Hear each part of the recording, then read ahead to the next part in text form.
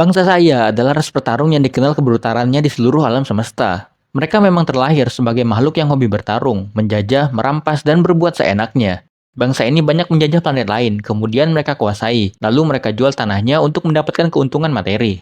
Tak heran bangsa ini menjadi bangsa yang sangat mapan. Sebelum akhirnya mereka diazab dengan kemusnahan semua bangsa dan planetnya yang dilakukan oleh Frieza. Dengan banyak kejahatan yang mereka lakukan, tentu saja menghasilkan dendam pada bangsa lain yang menjadi korbannya. Nah, konten kali ini bakal ceritain pembalasan dendam oleh salah satu korban kebrutalan bangsa Saiyan.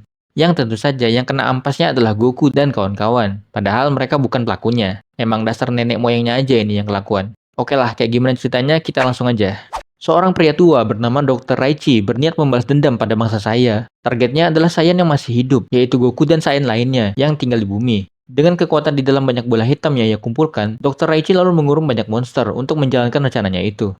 Sementara itu di bumi terlihat pohon-pohon hutan banyak yang layu. Goku didatangi oleh Mr. Popo yang memberikan kabar dari dewa bumi yang baru yaitu Dende mengenai kemunculan gas Destron yang mematikan kehidupan alam. Selain itu, gas berbahaya tersebut juga mematikan bagi manusia dalam waktu 70 jam.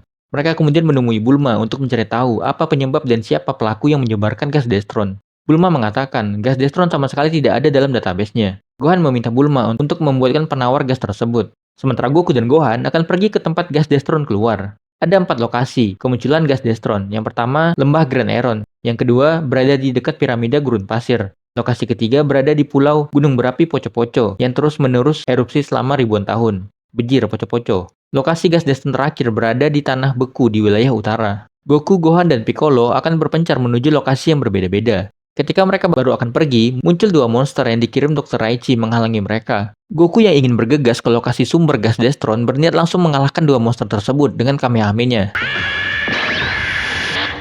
Namun Kamehameha Goku malah lenyap sebelum ia lancarkan. Kamehameha kedua yang Goku lancarkan juga sama saja, tiba-tiba lenyap sebelum dilancarkan. Begitu pula dengan Piccolo yang menggunakan jurus makan Kosapo, serta Gohan yang juga tidak bisa mengeluarkan jurus Masenko. Mr. Popo mengatakan hal tersebut disebabkan oleh gas Destron yang membuat mereka tidak bisa mengkonsentrasikan ki seperti biasa. Namun pada akhirnya 2 monster tersebut dapat mereka kalahkan dengan menggunakan serangan fisik. Goku sampai di lembah Grand Eron. Di sana ia menemukan sebuah retakan pada batu besar yang menjadi sumber keluarnya gas Destron. Ia lalu menghancurkan batu tersebut. Di dalamnya ternyata terdapat mesin yang memproduksi gas Destron.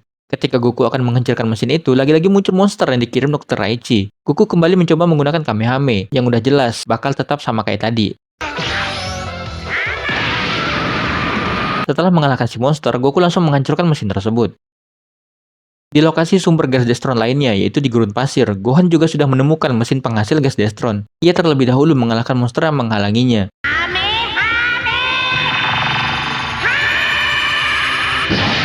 Lah, kok bisa? Gohan kemudian menghancurkan mesin itu.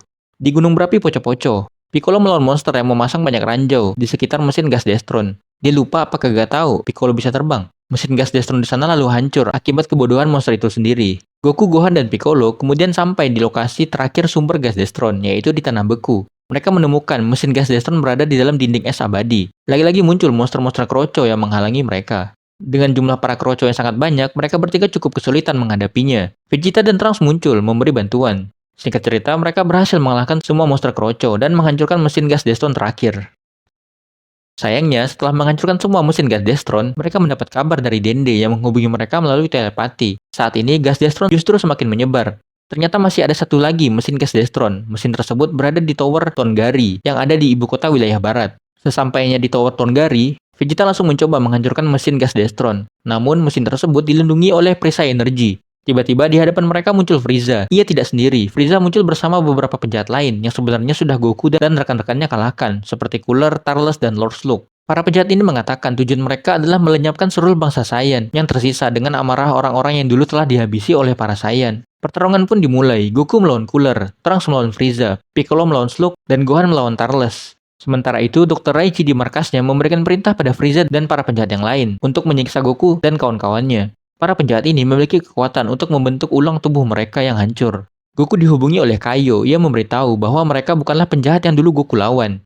Goku lalu memberitahu pada rekan-rekannya bahwa lawan mereka ini ternyata palsu. Singkat cerita, mereka akhirnya berhasil mengalahkan para penjahat ini dengan menggunakan serangan energi.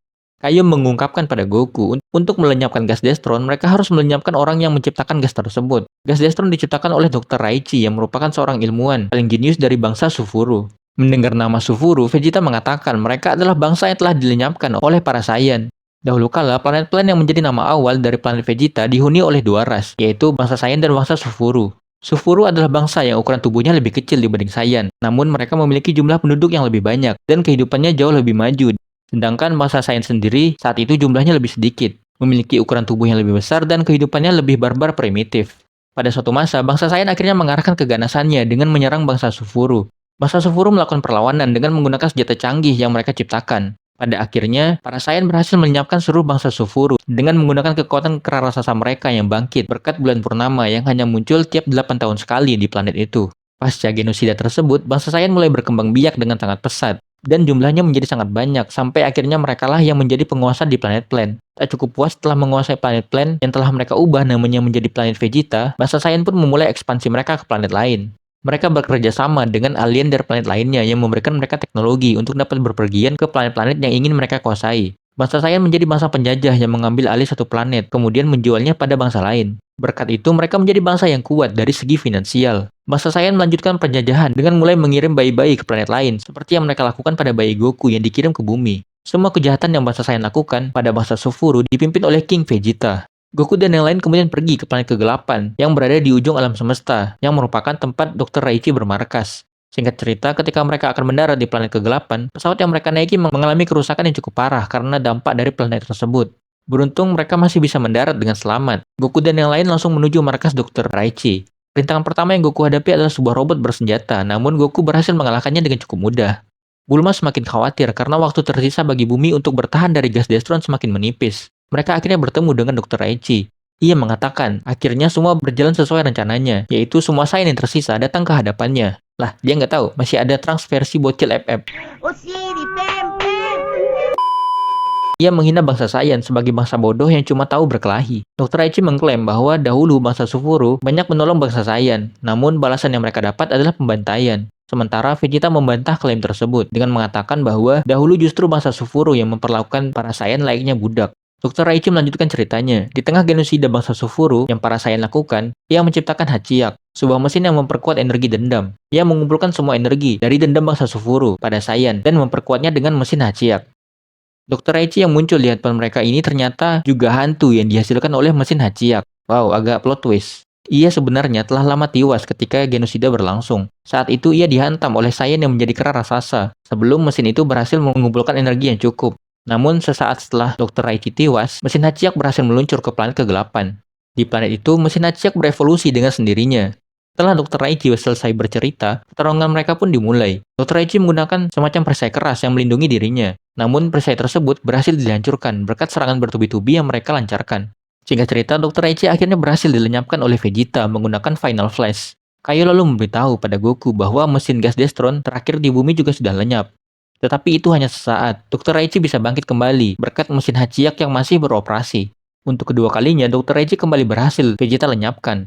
Meski hantu Dr. Raichi sudah benar-benar lenyap, mesin Hachiyak masih tetap aktif. Mesin tersebut menyerap energi dendam yang sangat besar dari Dr. Raichi hingga melebihi kapasitas. Kaio mengatakan, jika Hachiyak sampai berkeliaran keluar planet kegelapan, maka alam semesta dalam bahaya. Mesin tersebut kemudian berevolusi menjadi makhluk raksasa humanoid.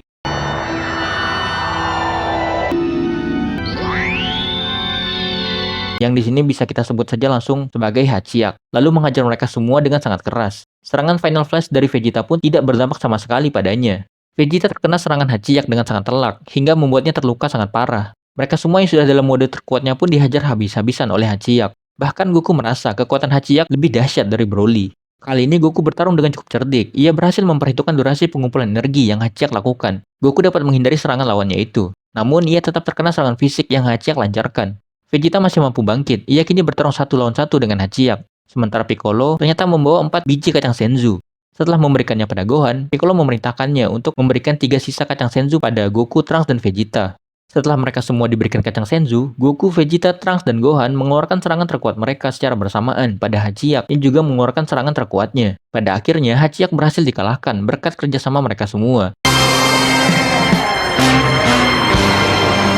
Akibat pertarungan dahsyat mereka itu, planet kegelapan pun hancur. Mereka semua berhasil kembali ke bumi dengan selamat berkat jurus teleportasi Goku. Sementara hutan-hutan di bumi pun kembali menghijau. Cerita pun selesai. Sebelum videonya selesai, gue mau ngucapin terima kasih dulu buat Zarlit dan Eagle Warhead yang udah gabung jadi member level Super Saiyan. Dan terima kasih juga buat Lace, Zoe, dan Gamerstar 120 yang udah gabung jadi member level Saiyan. Buat kalian yang pengen nama channel kalian disebut di akhir video kayak gini, serta dapat keuntungan lain seperti akses awal ke semua video, polling khusus member, badge khusus member, dan yang lainnya, kalian bisa gabung ke membership channel ini ya. Oke, sekarang kita bahas sedikit soal film ini. Bukan film ya, tapi OVA atau Original Video Animation. Plan to Eradicate the Science adalah OVA kedua dari anime Dragon Ball Z, dirilis pada tahun 1993 silam. Episode OVA ini sendiri dibagi menjadi 2 episode, dengan bagian pertamanya yaitu Earth Saga dan bagian kedua Space Saga, yang masing-masing berdurasi kurang lebih 30 menit. Cerita dalam episode ini sepertinya berlatar sebelum Cell Games, di mana Cell memberikan jeda waktu 10 hari sebelum turnamen tersebut dilangsungkan, terhitung saat ia mengumumkan turnamen tersebut melalui televisi. Jeda 2-3 hari dari 10 hari tersebut mungkin dijadikan latar waktu dari episode OVA ini. Hal ini terbukti dari Gohan yang sudah menguasai mode Super Saya setelah ia berlatih bersama Goku selama 1 tahun dalam hitungan waktu ruang roh. Dan juga terbukti dari Goku yang masih hidup di cerita ini, karena Goku wafat setelah Cell Games. Tapi ini teori doang ya, sejauh yang gue cari nggak ada konfirmasi dari Toriyama atau dari pihak studio terkait latar waktu cerita ini. Dr. Aichi menyebut bahwa dahulu planet Vegeta bernama planet Plan, sebelum akhirnya planet tersebut diubah namanya menjadi planet Vegeta oleh bangsa Saiyan. Nama tersebut diambil dari nama Raja para Saiyan yang telah memimpin mereka selama proses genosid bangsa Sufurian, yang juga merupakan penduduk planet Plan. Pemusnahan bangsa Sufurian oleh bangsa Saiyan yang dipimpin oleh King Vegeta terjadi pada tahun 730 AD atau sekitar 30 tahun sebelum cerita utama Dragon Ball Z dimulai. Selain Saiyan dan Sufurian, ada satu ras lagi yang berhabitat di planet Plan, yaitu rasnya Berry dan Ipana, yang namanya nggak ada sebutan khususnya. Dikatakan bahwa ras mereka adalah penduduk asli planet tersebut, sebelum akhirnya dihuni juga oleh Saiyan dan Sufurian. Ras ini sendiri muncul di episode of Bardock yang dirilis tahun 2011. Selain melakukan genosida pada bangsa Sufurian, para Saiyan juga mencuri teknologi mereka. Salah satu teknologi yang dirampas adalah Scouter. Terlihat di sini bangsa Sufurian menggunakan Scouter untuk melawan para Saiyan. Jadi bisa dikatakan Scouter adalah alat pengukur kemampuan bertarung yang diciptakan oleh bangsa Sufurian. Scouter sendiri pertama kali diperlihatkan di seri Dragon Ball Z oleh Raditz saat ia mendarat di bumi. Namun sepertinya origin Scouter sedikit diubah pada film Dragon Ball Super Broly. Di film tersebut diperlihatkan bahwa Frieza lah yang memperkenalkan teknologi Scouter pada bangsa Saiyan.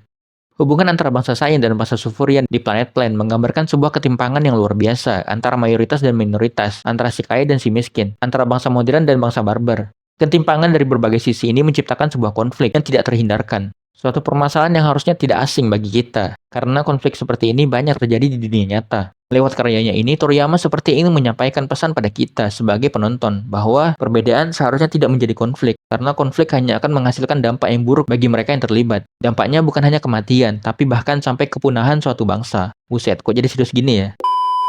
Sang villain utama yaitu Dr. Raichi diungkap ternyata bukan yang asli. Ia ternyata juga merupakan prajurit hantu yang mesin Hachiyak ciptakan. Villain sebenarnya di cerita ini ialah mesin Hachiyak itu sendiri. Meski dikatakan lebih kuat dibanding Broly, sayangnya Hachiyak dapat dikalahkan begitu saja. Ya, perkara durasi sih.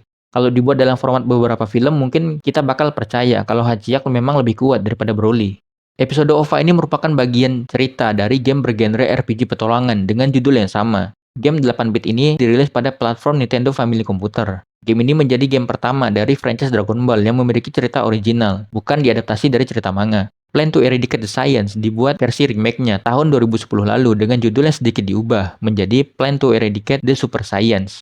Versi remake ini dirilis dengan menjadi bagian dari cerita game Dragon Ball Raging Blast. Ceritanya sendiri sedikit diubah di beberapa bagian, seperti bagian ketika Bulma berhasil membuat penawar dari gas Destron. Sementara di versi aslinya, Bulma tidak berhasil membuat penawar tersebut, atau memang hanya tidak diperlihatkan. Durasinya juga lebih dipersingkat dengan jumlah 1 episode selama 30 menit. Villain utama yaitu Hachiyak kembali muncul di seri Super Dragon Ball Heroes pada cerita Ultra God Mission Saga. Ia menjadi salah satu musuh lama yang dipanggil oleh Raja Kegelapan Demigra yang kemudian dilawan oleh Jiren. Hanya saja tidak diperlihatkan hasil akhir dari pertarungan tersebut. Terima kasih buat kalian yang udah klik dan nonton video ini. Jangan lupa like, komen, dan subscribe, oke? Kita ketemu lagi di video berikutnya. Bye!